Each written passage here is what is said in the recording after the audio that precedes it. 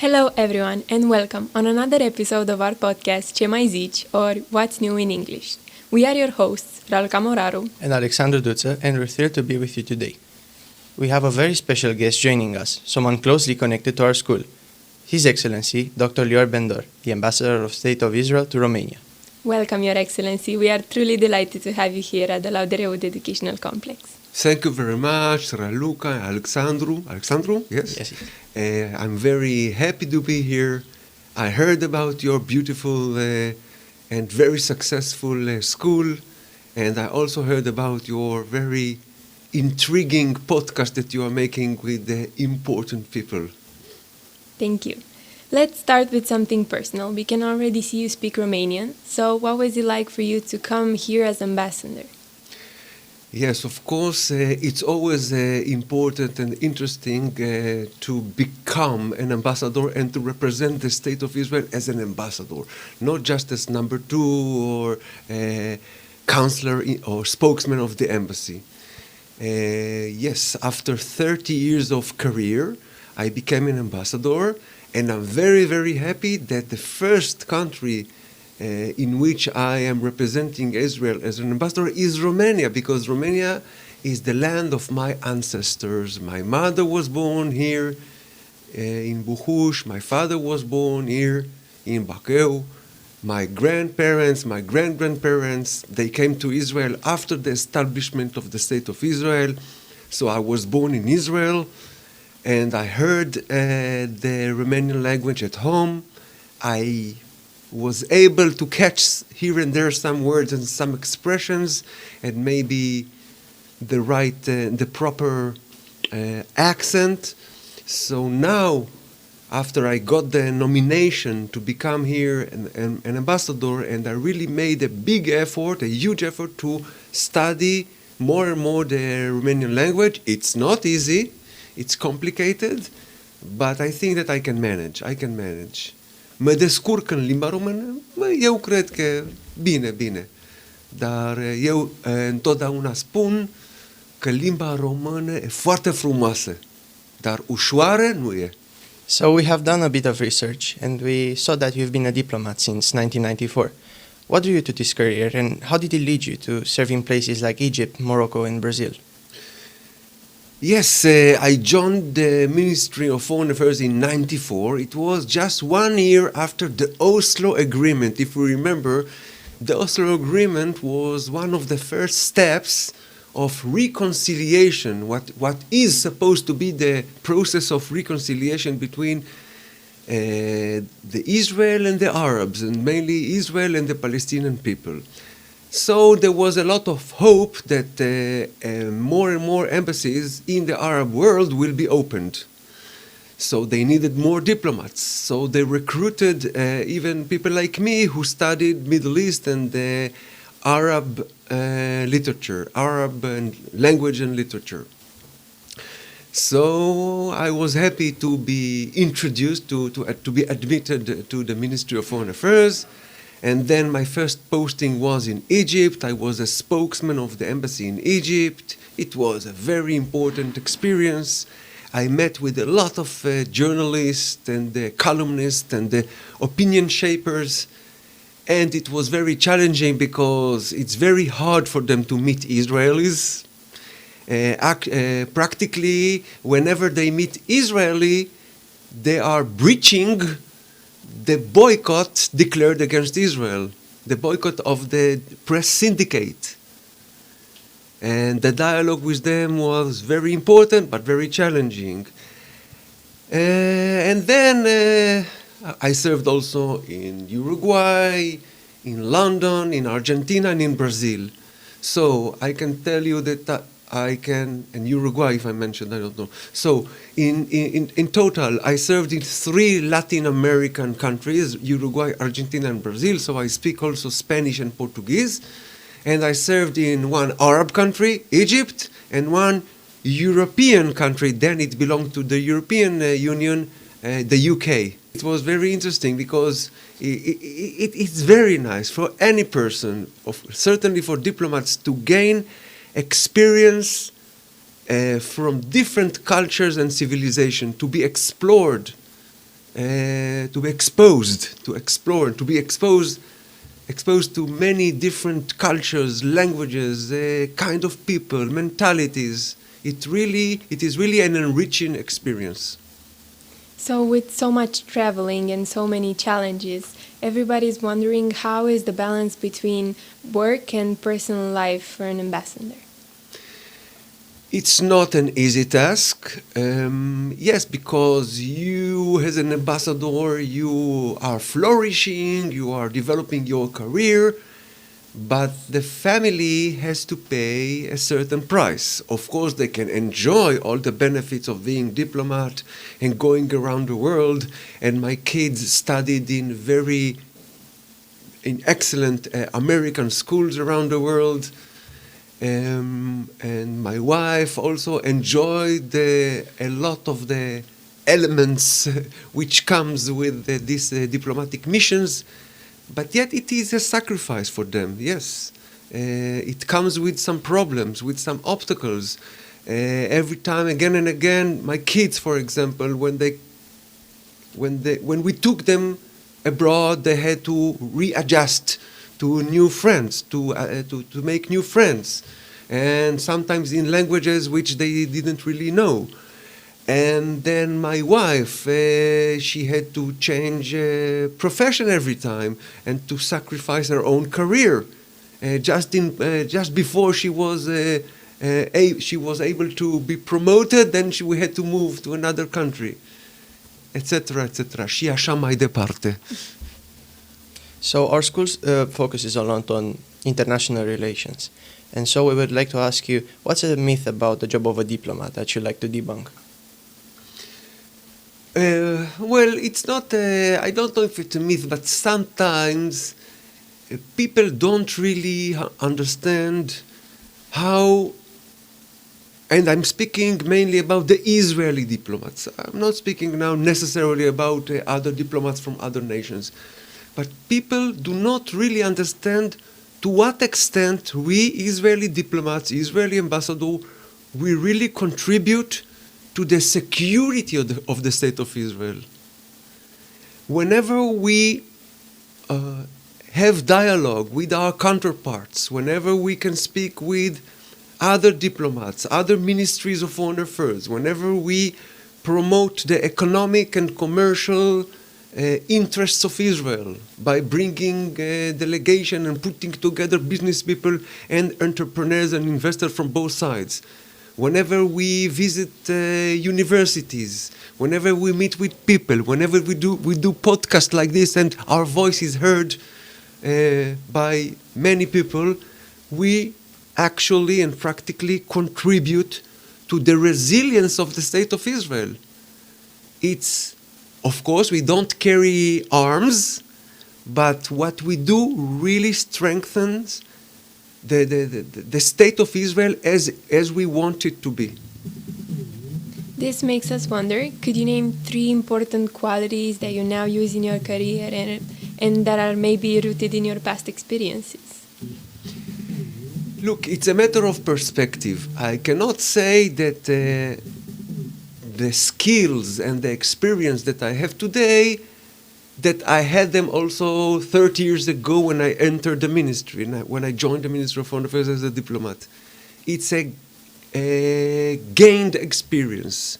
It's a perspective which you gain and acquire because you meet a lot of people and you are exposed to a lot of cultures and civilizations.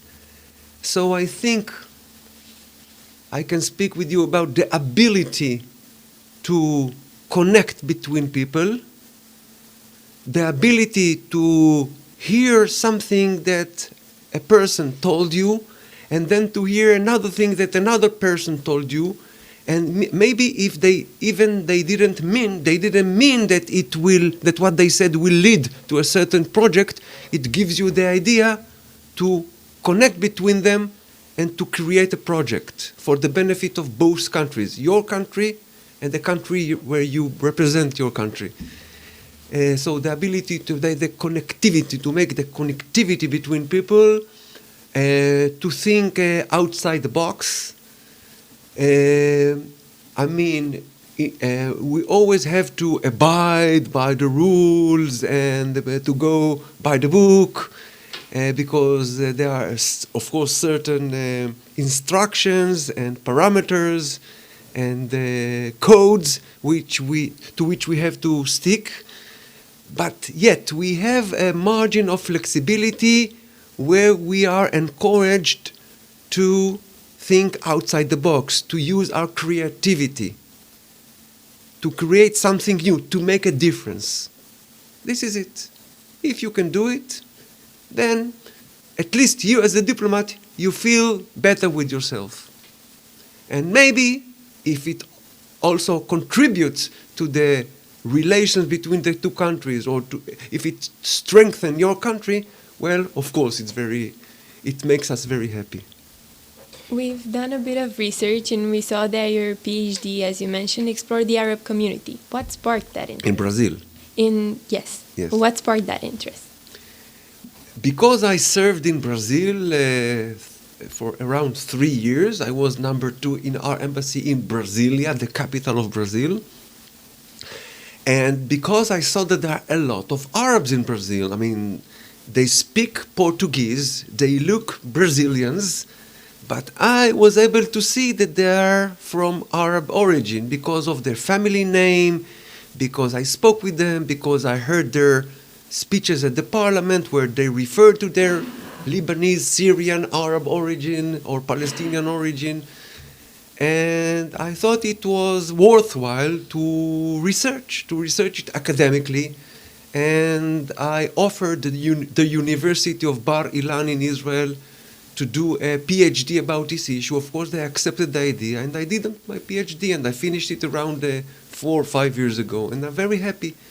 And I encourage you, dear students, when you can in the future, to continue and to always expand your knowledge. And if you can do also a PhD, it's good. I mean, by the way, I did my PhD, I did my second degree, MA degree, and PhD while in the Ministry of Foreign Affairs. When I entered the Ministry of Foreign Affairs, I had only BA degree from the Hebrew University in Jerusalem. And then I had the chance and the time and the energy and the drive to continue with my studies. Yes, so to move on towards our next question, we've saw that you've handled media and public diplomacy in the Arab world. How did you manage the challenge of explaining Israel's stance in such tense times? Well, any Israeli should know how to explain what we are doing, why we have to defend our country against our enemies, or how to face all the criticism, the unjustified criticism against us.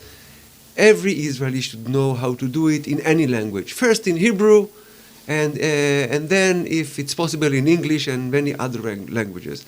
And I had to do it in Arabic. I was the spokesman of the Ministry of Foreign Affairs in Arabic, and I did it, and I gave thousands of interviews, mainly on their TV channels, but also in their radios and newspapers.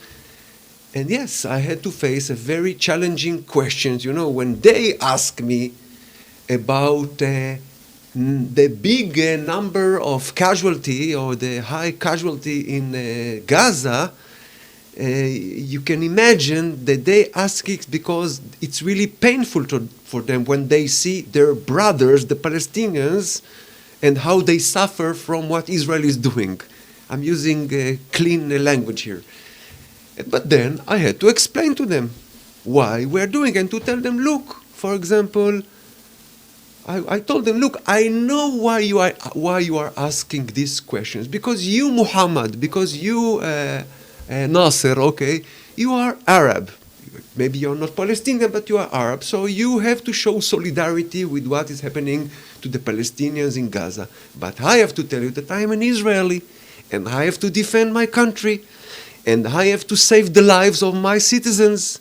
And when we are attacked in a terrorist attack on the 7th of October, or even before, because I was a spokesman even before the 7th of October, we have to defend ourselves. and we have all the legitimacy to do it. And if the result is what you see happening in Gaza, well, you, dear Muhammad, you have to ask the leaders of Hamas, the terrorists who are taking the population of Gaza captives as hostages. And they don't mind if after that the population of Gaza is paying the price for what they did against some Israelis, etc., etc. This is about the Palestinian issue, and then of course I was asked about the situation in Syria and why we have to attack Lebanon. To attack Lebanon, instead of saying, of course we don't attack Lebanon, we attack the terrorist organization of Hezbollah who took Lebanon as hostage, okay? And I had to speak about the Houthis in Yemen and our peaceful relations with Jordan, Egypt, Morocco, Bahrain, and the Emirates, and others. And my idea was always to open the minds and the eyes of not just Muhammad who interviewed me, millions of Arabs who watched those TV channels, to open their eyes to other ways how to look at the situation, because they are exposed to a propaganda, anti-Israeli propaganda. So I was there in order to contribute my part, in order to try to balance the image. That's all. From your postings, as you mentioned, in Uruguay and UK, which experience do you think has best equipped you for your role here in Romania? It's another very interesting question, because all are very good questions. I can say that, let's take Uruguay, a small country in Latin America, sometimes forgotten, sometimes put aside near huge countries such as Argentina and Brazil. But in Uruguay, where I served 4 years, I really gained a lot of experience how to speak with the media, how to engage with the Jewish community, how to deal with consular issues, how to promote economic projects and the cooperation between the two countries. And then, now I'm in Romania. After, let's say, 25 years after I served in Uruguay, now I am in Romania as an ambassador. There, in Uruguay, I was number 2. Somehow, I know that I'm implementing here in Romania the experience that I gained in Uruguay. You can never know. It's like Steve Jobs said, it's about connecting the dots down the road. You don't know. You do a lot of things during your lives. You gained any kind of experience from different fields along your life, and then somehow you have to know. The intelligence is to know how to channel it, to a certain action, how to use it and to translate it into something more efficient, more beneficial for us. And this idea, I do it every day. When with age, you will see that what I'm saying now is sometimes true. I'm going to have a speech at the Today Ambassador Public Speaking Competition where I will be representing Israel and talking about innovation and digital diplomacy. What are the drawbacks and benefits of digital diplomacy? Digital diplomacy is very important. Let me try to define what is digital diplomacy. Digital diplomacy is using all the tools that we have at our hands in order to reach a large publics, okay? So we do it through the social media, Facebook, Twitter, podcasts, etc. And we do it through the mainstream media, the TV channels, and then, of course, we can circulate in the social media, okay? We can multiplicate the effect. We do it whenever we can. We try to achieve platforms which enable us to multiplicate and amplify our voice so that it will be heard by millions of people. Yes, the idea is to, and for Israel it's very important. Public diplomacy is important for each and every country, but of course for Israel, because we are fighting here about our existence.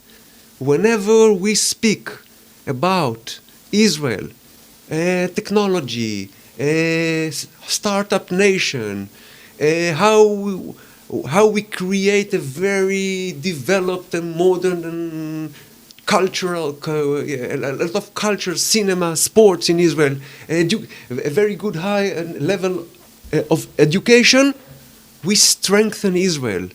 We signal to our enemies, forget about annihilating us. Forget about wiping us off the map. We are here. We will stay here.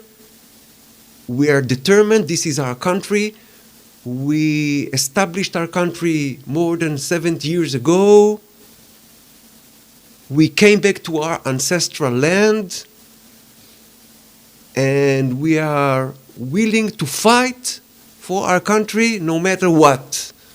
Even if we are hit from time to time, even if our enemies attack us and have some successes against us, but we know how to rise up,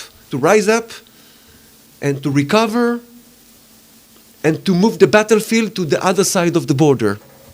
Because we are determined, this is our country, we have nowhere else to go. אין לנו ארץ אחרת.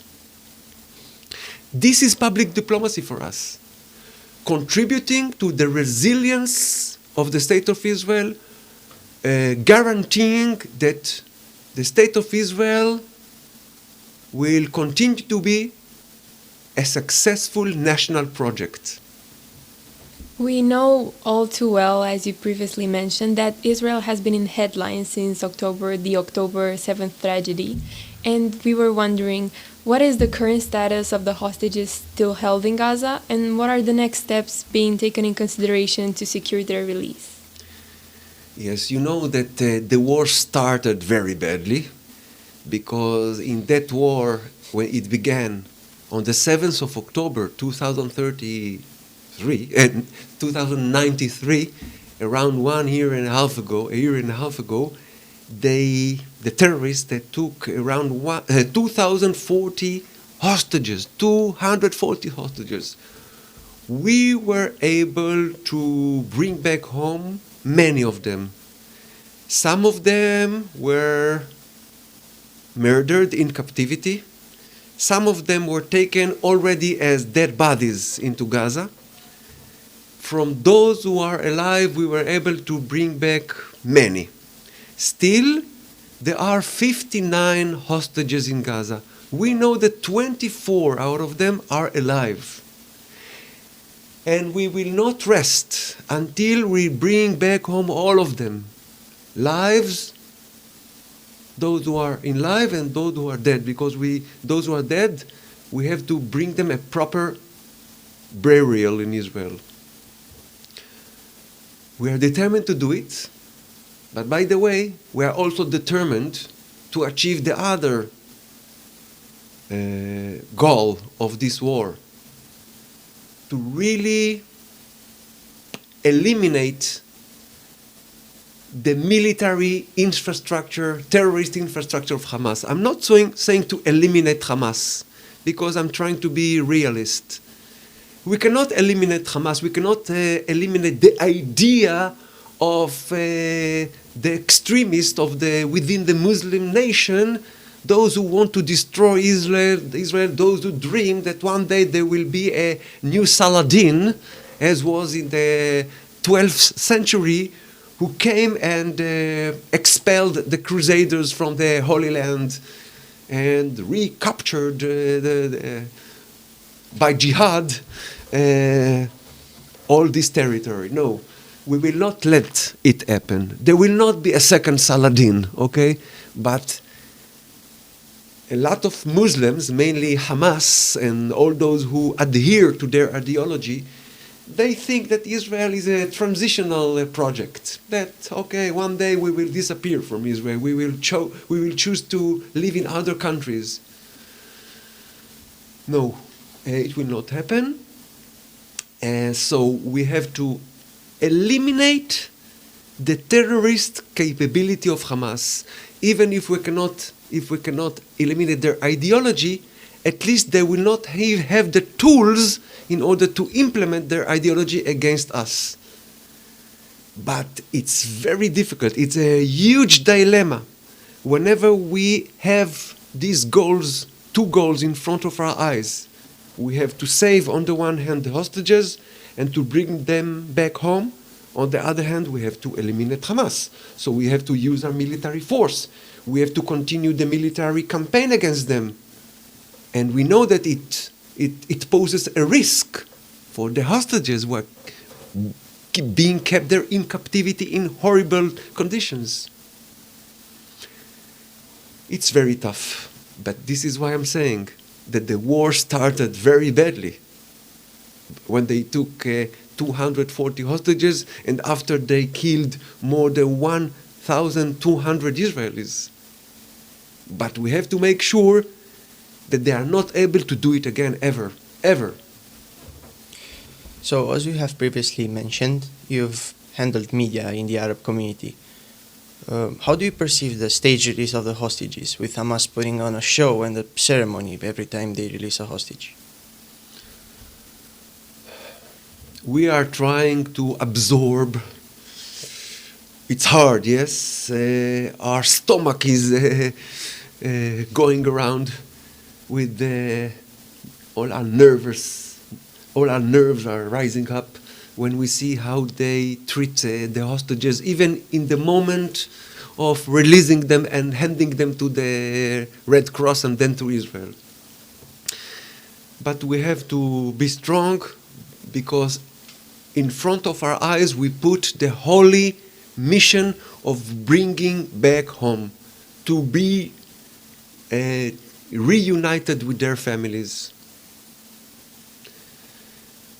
Yes, we have cruel enemies on the other side of the border.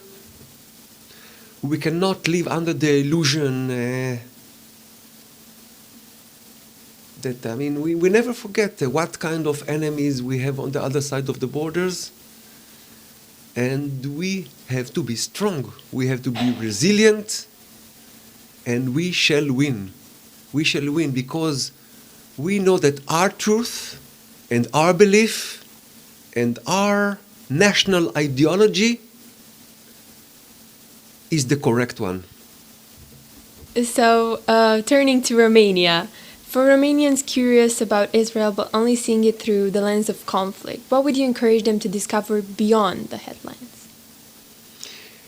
Yes, by the way, I feel whenever I speak with the Romanian people, I feel that, first of all, of course, most of them really support Israel.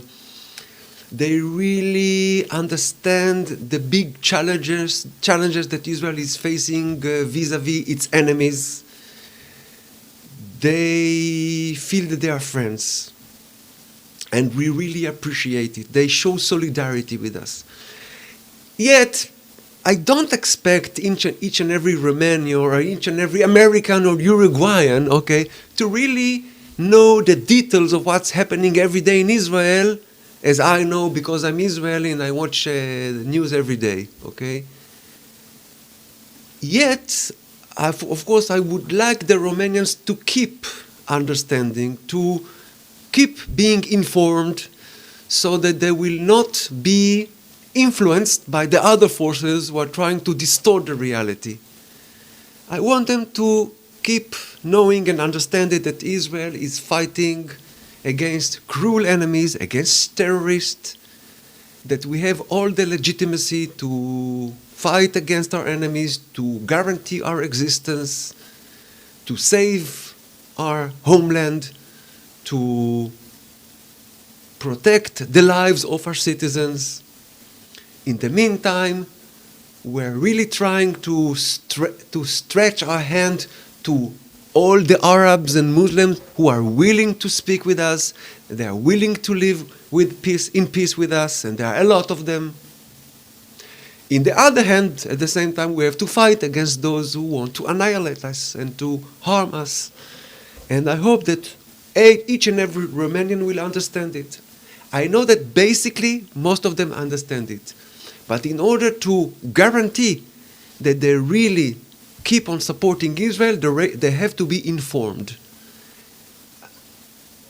It's not easy because everyone is busy with other issues. You have your own internal issues.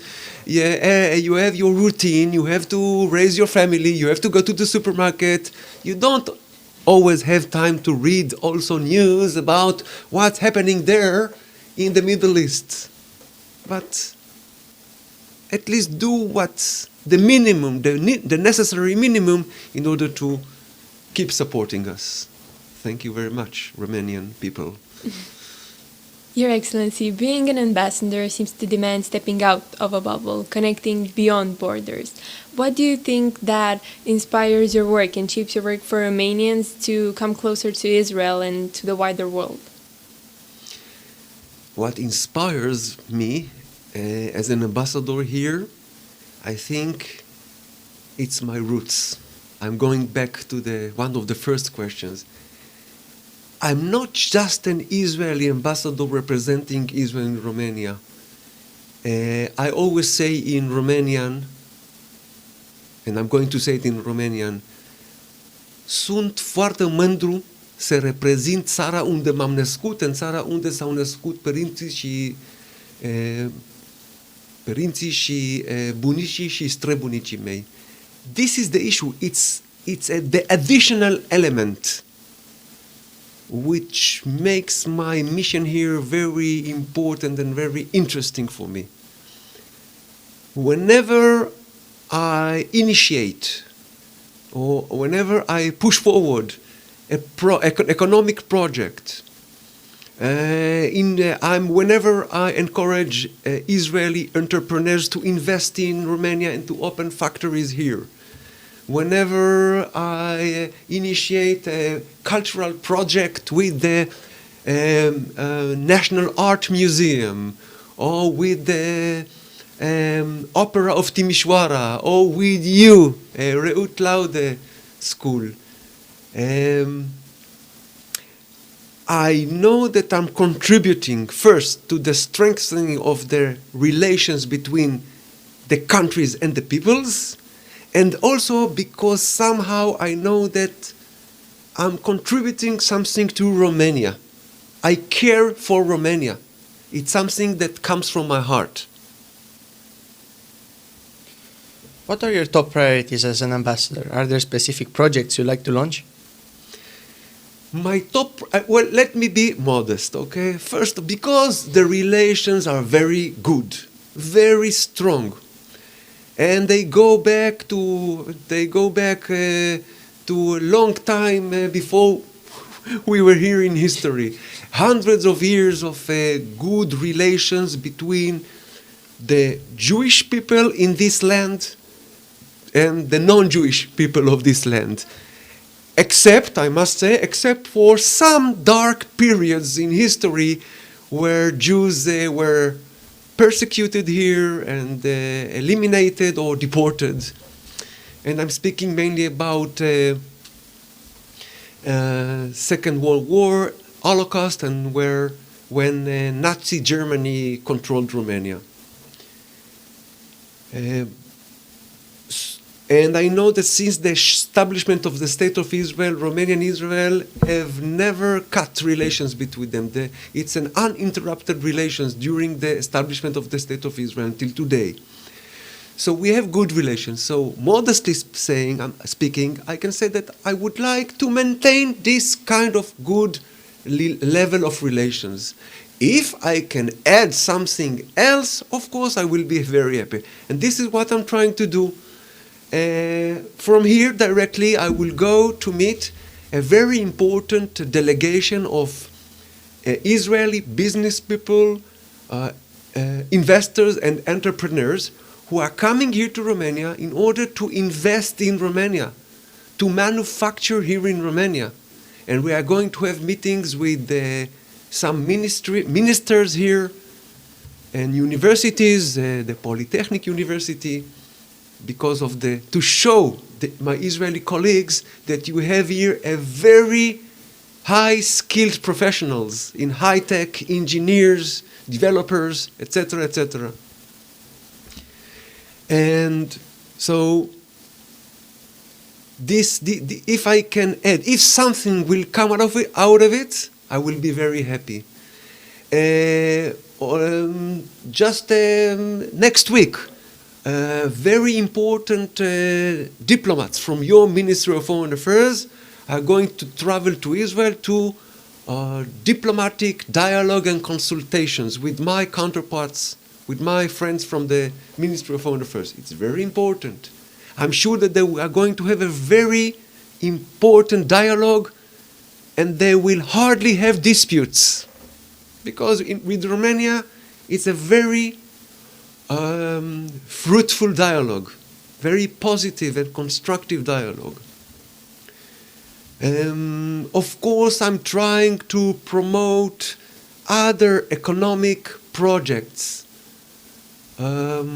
For example, I visited Buzău a month ago, and my predecessor, Mr. Reuven Azar, has already started a water project with them, a purification and desalination of water there, in order to be reused and recycled to be used in agriculture. Still, we have to go on and continue and to make sure that this project will be implemented. And I also am in very good contact with the Romania-Israel Chamber of Commerce. Romania-Israel Chamber of Commerce, headed by Mr. Călin Coșar.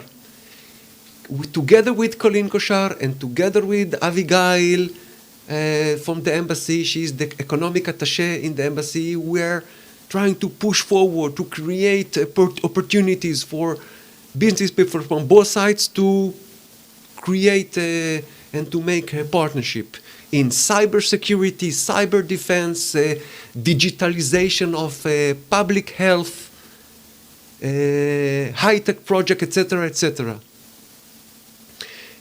And we also have the Israel-Romania Chamber of Commerce. I mean, the Chamber of Commerce from Israel. And they also came here around 3 weeks ago with a group of business people. And we had very important meetings. And they are also will try to engage with the Romanian private sector and to do good things for both sides. So it's about economic, to promote more and more the economic and commercial projects, investment and entrepreneurial projects. Secondly, to strengthen even more the diplomatic dialogue and relations. Of course, tourism. We would like also to promote tourism. More Romanians to go visit Israel and more Israel to come here and visit Romania. Yes. What are 2 skills Laude-Reut students should work on in order to become diplomats? Laude-Reut students' skills. Well, curiosity,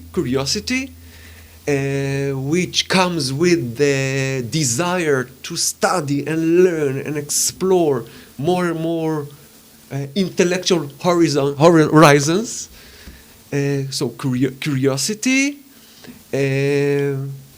the ability to connect with people from different cultures, which comes with enlarging your skills in foreign languages, mainly English and if you can master any other languages, it's always good.